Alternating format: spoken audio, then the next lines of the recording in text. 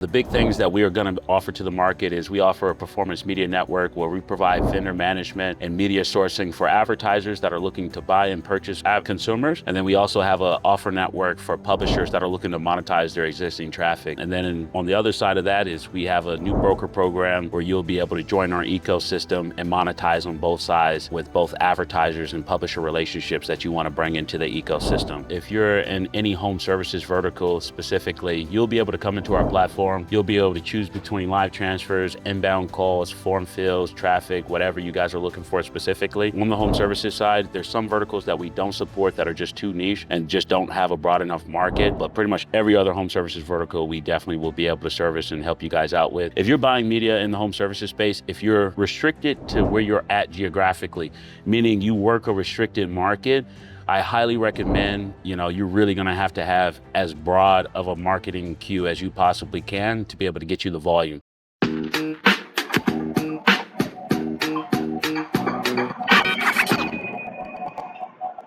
This episode of Pain Points is brought to you by Ringba. If your business relies on phone calls, you need to be working with them. Their technology will help you get the most money out of your marketing campaigns. Their call exchange, Ringba X, can deliver inbounds on demand to help grow your customer base. Now, I want to be transparent. Ringba and Adam did pay me to deliver that message, but I'm also a customer, and I've watched them help dozens of companies become more successful over the years. So if you sell a product or service over the phone, I guarantee a moment with their team will be worth it.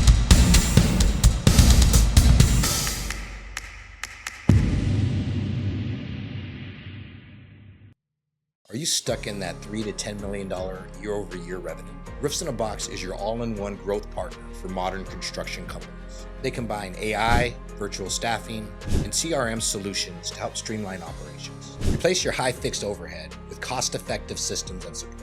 They empower you to run a smarter, leaner business, freeing up capital where it matters most. Mention this ad to save 10% on your next Roofs in a Box purchase. All right, man. Well, welcome to Pain Points, where real pain equals real growth. Yeah. I'm here with my boy Jamal, man. He's a pioneer in the space. He's made huge strides early and often. Recently, winner of Inc. 5000, top couple hundred, and actually top 50. Top 50, crap. Yeah. For privately held companies in the U.S., man. So thanks for being with me, man. I appreciate you. For sure. As the Don, okay? If Ed calls, you pick up the phone. Whatever. He's my PR guy. He has to say that. Checks in the mail. Yeah. Nah. So let's just kick it off, man. So a lot of times what I want to do for my audience is that a lot of podcasts are about the hype and making millions, and that stuff comes. But I like talking about like the stuff that business owners just need to know for growth, right? And I say this a lot, like, $50,000 in the bank, $200,000 in bills. What do I do? These pivotal moments in your career and your evolution and your growth, and what are some of those teaching moments that you have to learn in order to scale and grow? So let's start there, man, because I know this hasn't been easy the whole time, right? Hell no. The roller coaster's been so crazy. And you guys, my background started in insurance. And when I initially got into the insurance space, I started off in a captive agency model. Yep. Okay, so what that means is I only was able to write one carrier. My commissions were capped. I didn't know what I was doing, right? And very quickly, I learned the importance of contracts because depending on what your contracts are, depends on how much you could actually be able to afford in terms of actual covering customer acquisition costs. Because I started doing marketing and buying leads super early, and I realized very quickly from buying leads that my conversion rate wasn't that great. And at the same time, when I did make a sale, I didn't even make enough money to cover what I spent on the leads. Yep. I think that's a lot of business owners, really, right? They're buying leads, but the cash going out is more than the cash coming in. Exactly. And I learned pretty quickly, like, all right, I got to do this differently. And then I started analyzing the numbers. Like, I think the one reason why you and I hit it off, Ed, is because, everything is facts, no feelings. Yeah. And started looking at the facts as far as what's going on. I got a call from somebody that was offering me better contracts. I took those contracts, and then he told me, hey, that lead thing that you were doing, you should do it again and see how it works out. And gave it a run, and it worked. Okay. And then I learned very quickly, like, I like transactional businesses, like transactional businesses usually correlates to higher volume, and they're a lot more scalable, especially if the sales cycle is able to be very, very short. Right. So I focused on products that has super short sales cycles, how fast we could be able to turn over those transactions and make sure like the profitability was there at the end of the day once we actually acquired the customer. Right. So that's kind of been like the first true lesson that I learned in business was knowing the value of the contracts, reading that shit, and knowing what other opportunities look like out there that are doing the same thing. Because you really don't know what you don't know, for real. So how much of your early experience was research, like understanding it, or are you just kind of like jumping the deep end without no floaties? Yeah. Trial and error. All right. Trial and error. I have the mentality of move fast and break things, which just allows us to move faster. Because as soon as something's break, like you want to fix it, right? Yeah. And very quickly you could realize something's broken when, like you were talking about earlier, $200,000 worth of bills, 50K in the bank. How do you figure this out, right? And I do feel like I have the ability to be extremely resourceful. I think that's my superpower naturally. I'm an extremely resourceful person. So like, I think as an entrepreneur, you have to be resourceful. Yeah. Right. Yeah. I don't think it's like copy, paste, repeat. It's nice when it's like that for a short run, but a lot of it really is figure it out. Right. Yeah, definitely figure it out. And like the resourceful nature is like, when I think of someone that's extremely resourceful, and I look for this in people that I work with, it's like, hey, I'm gonna show you how to do it. And if that doesn't work, what are you gonna do? Right. And like the ability to have a plan B, C, D, E, F, G if A don't work, right? And just be able to iterate over and over and over again until you find out what does. And then do it at something that doesn't cause additional strain and turmoil on what you already are experiencing. Right. So like that's my philosophy on that, and I'm a big believer in that. Okay. Yeah, I used to be more like that, but as I've aged, and I think when I'm younger, I think you're more risk adverse, right? And you're a young cat in the game, extremely successful, much more in a lot of ways than I've ever been. But now all of a sudden I'm more risk adverse, right? So as I scale companies now and I get into a new product, I consider new even if I'd done it before, like a call center. If I haven't done it in 6 months, it's an R&D initiative. But do you know why that is, Ed? It's not because you're risk adverse. It's because the way that you mentally think about what it is that you want to do immediately has more scale than you would have done it if you would have just been starting out. Yes. And I think that is what happens with like why people become more and more risk averse, is because you're thinking about it at a much bigger scale than if you were solo Ed trying to figure it out and do it on your own the first time. Yeah. And I think that's where that risk aversion comes from, because I'm that same way too now, where it's just like, man, I'm gonna dump hundreds of thousands of dollars in this. I don't know if this shit's gonna work out or not, right? Yeah. And like, all right, I'll pass. Right. So like, or if it's calculated and the reward is big enough, because I know for you, once you become a certain level of success, right? I was talking about this on a podcast, someone else's podcast. Like when you're making thousands, you think in thousands, right? And then you get to a scale when you think in millions, right? And I don't know how to start a company without thinking in millions. If millions isn't there, I don't want to touch it. It's not worth it. Yeah. And then you get other people that think in billions, and once you get to this scale of escalation and you just a different mindset, right? There's a shift that happens. And I feel like, so now that you're saying it like that, I think it really is a shift. It's not so much the risk, is the reward worth the risk? Yeah. Right. And if it is, then I'll be willing to pump more into it, right? Or give it a longer run rate. But if it's not, and it's not paying off, and I'm not generating X amount of dollars an hour for my time, energy, and for the long-term exit, I just don't want to play anymore. Yeah. Too many other things going on that work that I should, like, that's one of the reasons I shrunk down from 18 companies to 13 this year, is because if I'm making less than 100,000 a year on a company, I don't even want to touch it. Yeah. Right. It's not worth the time. It's not worth the time because it's just a distraction. Yeah. Yeah. Oh, I feel that. The distractions are real, Ed. Whew. Yeah. So tell me some of the most expensive lessons that you had and what you would do. And the second piece to that is, what would you do differently now knowing it? The most expensive lesson that we had to learn the hard way was Rita and I opened up a lot of call centers very, very fast. I remember that. Very, very fast. We opened up a whole lot of call centers. And historically, all of our most successful call centers that we owned and operated were always things that we fully controlled. You know, we didn't take any outside money. We didn't work with anybody else. Yeah. And then we really started to grow, and we started onboarding new partners, and we started looking for financing partners for our Medicare business. Yeah.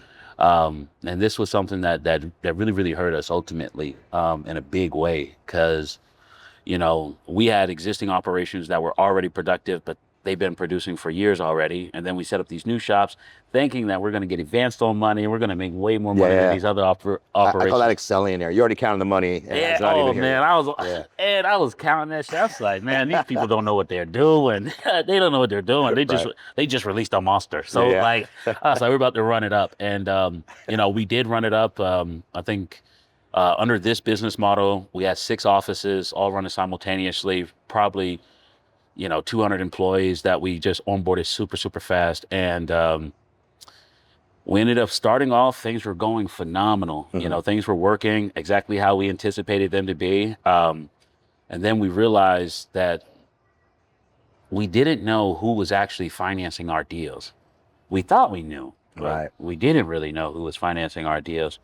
And then we had one hiccup where I got a BI report one day, and we didn't get paid out on like 60% of the business we wrote. Right. Something crazy. And you know, I'm calling because I'm like, all right, I expect some churn, but not 60%. This is crazy. Right. So, you know, I called who I thought was our financing partner at the time. It's like, yeah, man, I don't know. Like, that was pretty much the response. I don't know. What do you mean you don't know? Who does know? Like, hey, you should probably talk to this person, which was a whole nother company that was actually doing the financing for these deals. And, you know, they were like, yeah, the carrier didn't pay us for these deals. They said it was bad business. You know, somebody else wrote it or something like that. And I was like, all right, can we get the reporting that kind of reflects everything so we know how to handle those customers? No, don't really have the reporting. I'll ask for it or I'll see if I can get it. So I'm just thinking this is a one-time fluke. We keep it rolling. Yeah. Keep it rolling, keep doing more and more business. And then next month comes, pretty much same report. We're not getting paid out on more than half of our business. And like, literally, like, that's the difference between like profitable and hemorrhaging. Yeah, and bleeding. And because normally for me, like my projections were 60%. I'm conservative. Yeah. Right. And I projected my book to be about 60% billable. And then when it turns into 45, it went from making a little money for reoccurring or to do whatever to hemorrhage. Yeah. Right. And when I did the same thing, and I'm pretty smart with numbers, right? I don't come up like it's going to come out blazing, right? I'm logical, and even with my logic, I still same thing. So basically, you're if I'm hearing you correctly, you didn't control the contract, and then secondly, you didn't know the outcome and the real numbers, and so you were outpacing what you knew, and then by the time you learn your lesson, it's almost like too late, right? Yeah, it was almost $4 million. And just that one go. Yeah. And Rita and I were financing all the media. Yep. We were paying over 50% of the payroll with our operators, and we were just bleeding. So half of it is understanding the contracts, right? Yeah. Understanding the workflow, understanding. So if you did it differently today, besides going direct or not using a middleman or bad care, because some of that we won't know unless you date. Yeah, and it's just because like, FMOs, you got to date them out. You can't.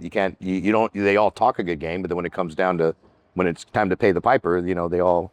Man, the realest thing I want to tell your audience is like fast money is never good money, right? And like that was one of those things, Ed, where like I think it was more greed than anything, where it's just like, man, I know I can run this up. I love that. Greed and a little bit of ego too, because I'm gonna kill this. Oh, I know how to do this. We already do this. Yeah. You know what I'm saying? Now you're just gonna pay me more money? Okay, let's do it. And I don't have to wait 18 months to be profitable. Yeah, let's do that. Yeah. And that was the hardest thing, really. And I do that now, where it's just like, if it comes too fast, it's probably not good, or unless like, I don't know. There's some things that like you do hit a lick very, very quickly, but like it's through iterations, right? Yeah. Constant iterations and just going back and forth. And, I think that's kind of the name of the game in a lot of ways. It's just like focusing on that iteration and being comfortable with just like waiting a little bit, doing what's uncomfortable for a little bit longer than, just trying to pursue something really fast. Yeah, learn what it is you're getting into. So let me ask a different question. So that's actually a huge lesson. And my first company was the same way. I was printing cash. And I thought it was going to be forever. And then 1-to-1 came, right? And then all of a sudden it just, I'm doing 10% of what I used to do. Still profitable, but it's definitely like a humble pie to think that somehow you have control over everything. Litigation, law change, regulation, anything, all this stuff. Yeah. You have no control over, right? So how important, tell me some things that, I don't think that's a process issue. I think that's more just like a getting too big, too quick issue.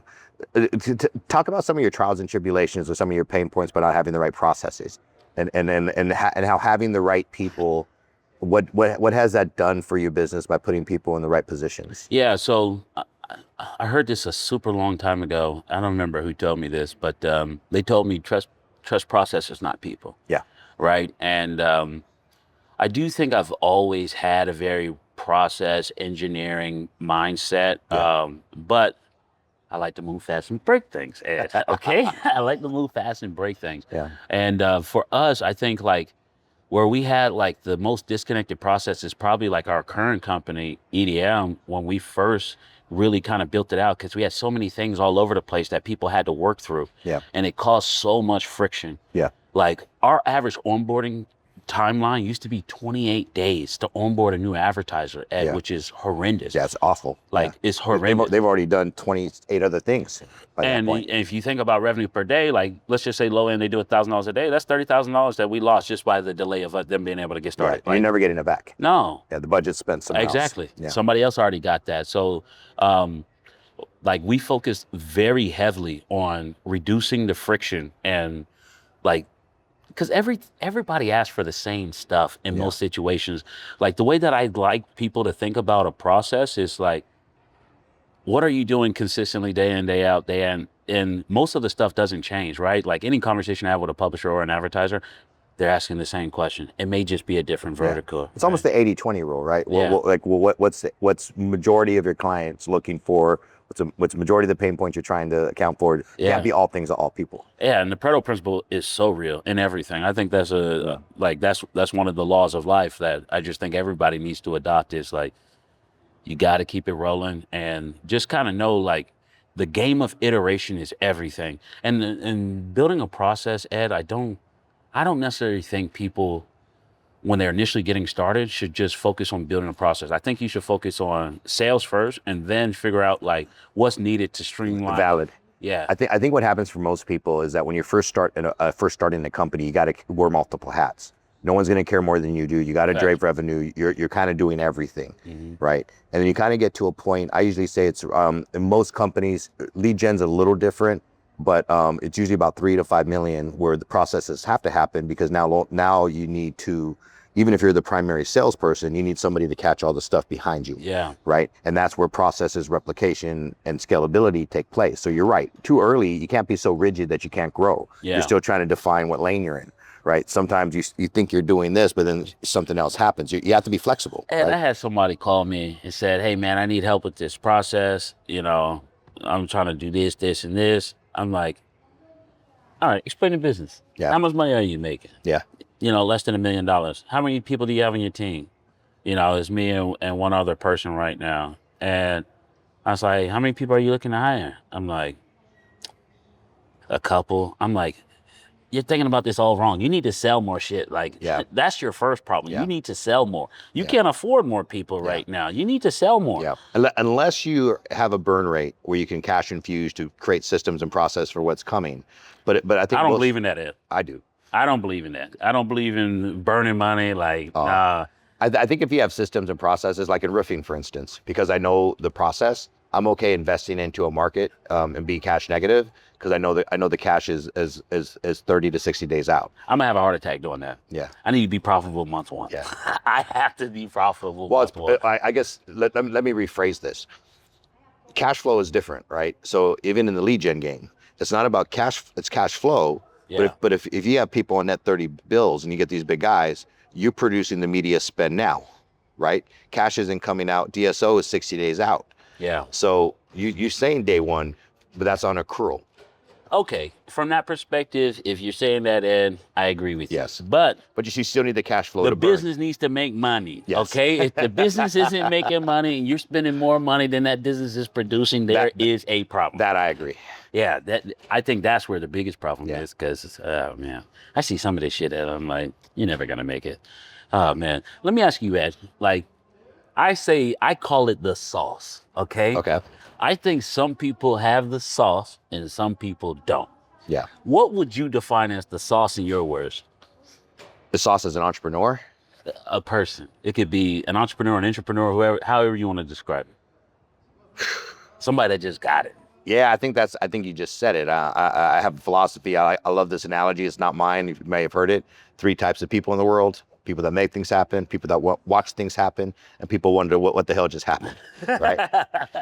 And which one are you, right? I also don't think everyone's an entrepreneur, right? I think the resilience, the being able to move, to step aside, to pivot, to see the landscape. It's almost like playing sports, right? You're playing basketball, you're the point guard, you got to read the whole court. Football, same thing. You got to read the room, you got to adapt, you got to move, different plays, different things happening. And I think some people are nimble enough to kind of see the horizon. And I think those people are usually what makes people follow them, because they see things other people don't. You still need everyone else on the court, on the field, or whatever. You need the players, right? You can't do it by yourself. You still need the forward. You still need the position players. But I think the sauce is really like the person that can navigate those pitfalls and low spots ahead, right? That can see the horizon of what's really going on. And how long do you think it takes for someone to acknowledge the fact? Because some people think they got the sauce and they don't got the sauce. Well, I say there's 3 types of entrepreneurs, and this is stolen as well. There's a visionary, and I think a lot of people fancy themselves a visionary, but they're not. That's the person at the helm that can say everything I just said, right? They do all those the small things to see, to the structure, the direction, where we're going, the changing of the tides, all that. Then you have leaders. And there's nothing wrong with these type of entrepreneurs. So the leaders are people that can develop and train and nurture. They can meet you where you're at, right? I used to be a good leader. Now I don't have patience to be a leader, right? People that can develop and teach and kind of help people in mid-management, lower management, train other great leaders. And then you got the artist, right? The artists are people that get into solar because it's green, or get into nursing to help save lives, or get into tech because they're passionate about AI, right? I'm a true visionary. I don't give a damn about the art, right? And I'm okay at leadership. So I think first thing and foremost, if you're a business owner, which one of those 3 are you? And you have a strong dominant and a secondary for most people. And so for me, what I do when I look at partnerships and I look at strategics and I look at whatever is I surround myself by the other 2, because I'm not an artist at all. Artist is important, right? The NPR scores, customer first philosophy, all those different things that are paramount to grow a business. And so for me, I know which ones I'm not, and I know which ones I don't find passion with anymore. So I surround myself by other like-minded leaders, but that fill up those other voids. 2 visionaries sometimes will collide. It's actually a blessing, but you still need those other supporting casts, so to speak, whether it's partnership or paid roles, to help fulfill a company. Which one do you think me and Rita are? Rita's a leader. Yeah. Yeah, you're the visionary. And You're actually an artist as well, because you do get geek out with passion projects. oh yeah. Yeah. So unfortunately, but that's also makes A curse. It's a curse. It's Yeah, a curse. that's your It's a curse. curse. It's a curse. But that's bad sometimes, right? Because you're chasing shiny, and you're going whatever. Yeah. But it's also a blessing, because you need those roles. Yeah, no, I feel that. In like, I was talking to somebody earlier today, and they were talking about me and Rita's dynamic, and how like this shit's just so crazy. Yeah. He was genuinely the best thing that's ever happened to me. I'm not gonna lie. Yeah. Man, Yeah, you guys are a good match. no, it was. Yeah. So just to kind of like in closing, man, we're about to wrap this up, but it's if you were gonna, first of all, just give a shameless plug, like to say who and what you are, what you offer to the marketplace, and how do people find you. Excuse me, edit that out. But you guys, I'm Jamal English, CEO of EDM Lead Network. Like I was saying, the big things that we are going to offer to the market is we offer a performance media network where we provide vendor management and media sourcing for advertisers that are looking to buy and purchase consumers. And then we also have an offer network for publishers that are looking to monetize their existing traffic. And then on the other side of that is we have a new broker program where you'll be able to join our ecosystem and monetize on both sides with both advertisers and publisher relationships that you want to bring into the ecosystem. You can find us on pretty much every social platform. Phone calls are the best way to get a hold of me. You can reach out at edmleadnetwork.com or look us up anywhere on any platform, EDM Lead Network, and we'll be a resource for you any way we can. So now, say for my audience predominantly is in construction and construction like roofing, siding, gutters, that kind of stuff. What kind of services or what kind of leads can you provide, and what kind of separates you from the competition? Yeah, so in our platform, if you're in any home services vertical specifically, you'll be able to come into our platform. You'll be able to choose between live transfers, inbound calls, form fills, traffic, whatever you guys are looking for specifically. On the home services side, there's some verticals that we don't support that are just too niche and just don't have a broad enough market. But pretty much every other home services vertical, we definitely will be able to service and help you guys out with. There's two things that I want you guys to be mindful of in the home services space in terms of buying and procuring media. If you're buying media in the home services space, if you're restricted to where you're at geographically, meaning you work a restricted market, I highly recommend, you're really going to have as broad of a marketing queue as you possibly can to be able to get you the volume, especially if you have a concentration in geography. So, what that means specifically is there's only two things that dictate volume: coverage and availability.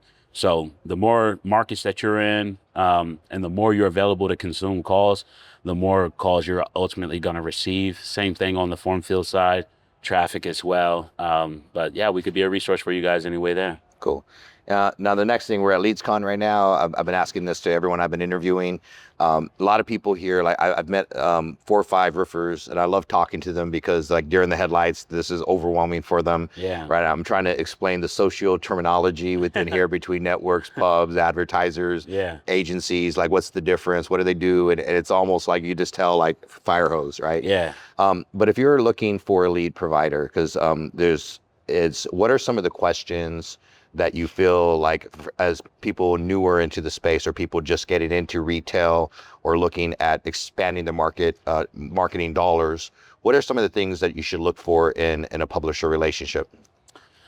They know their numbers, and then at the same time, they're able to walk you through the economics as well and not be afraid to tell you the truth, right? So if something's not going to work, like, don't be mad they're telling you that. Every deal's not a good deal. Yeah, right? they're being honest with you. You know what I'm saying? And that's what you should want, is just someone being honest with you. I'd also get very clear on how traffic is getting originated, so that way you can understand exactly what the consumer journey is and how to handle those calls.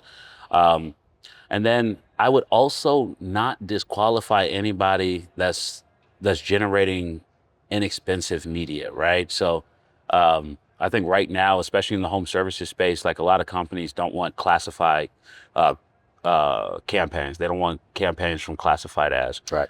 Which would be like, Craigslist, Facebook Marketplace, all those different type of platforms.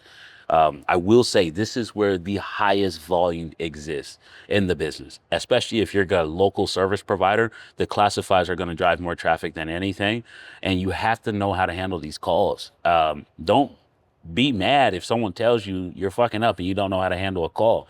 I talk to a bunch of home services companies and I hear these recordings, Ed, they're the craziest things in the world. Yeah. They just say, hello?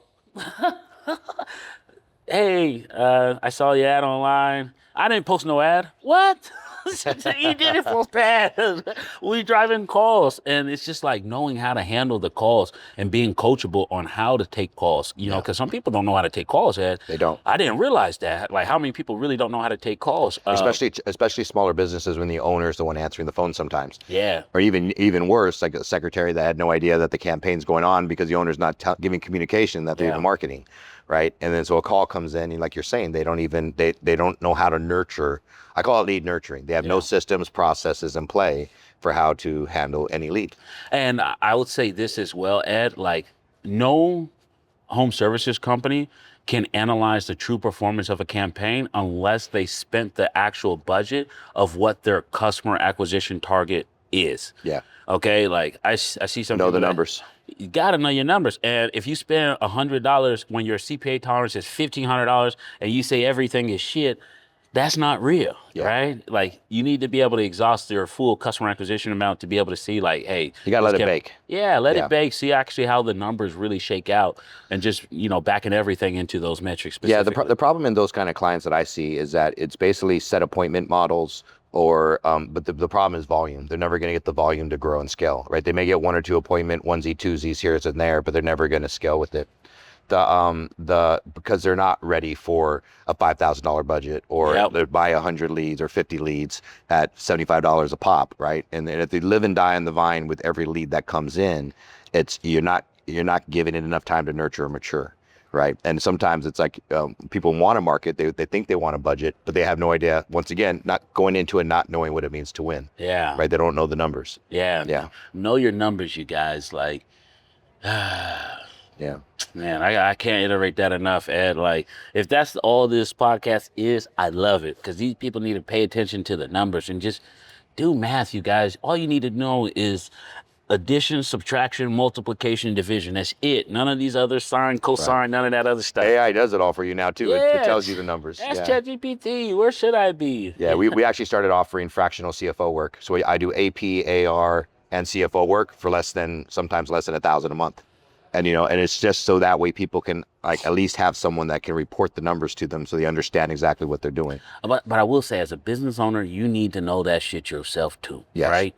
Like, don't just depend on someone regurgitating the information to you and saying, okay, pay attention, know what's going on. But I hear you, but I feel like a lot of business owners, what happen is they need to be taught, because most people get in, like most people that I see in business are usually the best salesperson, right? No one's going to sell the product like you. No one's going to sell the product like Rita. You can bring on 1,000 sales reps. They're not going to produce the same yield. So I feel like what happens is, yes, know the numbers, but I feel like you have to be humble enough to ask. You got to be willing. Yeah. I don't know. Whoa. How do I find out, right? That's a hot subject right there too, because a lot of people don't know how to ask for help. Yeah. And sometimes I don't know how to ask for help when I need it, and Yeah.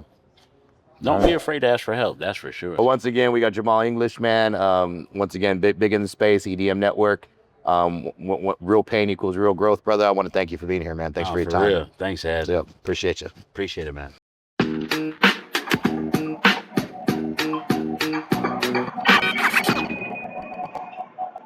This episode of Pain Points is brought to you by Ringba. If your business relies on phone calls, you need to be working with them. Their technology will help you get the most money out of your marketing campaigns. Their call exchange, Ringba X, can deliver inbounds on demand to help grow your customer base. Now, I want to be transparent. Ringba and Adam did pay me to deliver that message, but I'm also a customer, and I've watched them help dozens of companies become more successful over the years. So if you sell a product or service over the phone, I guarantee a moment with their team will be worth it.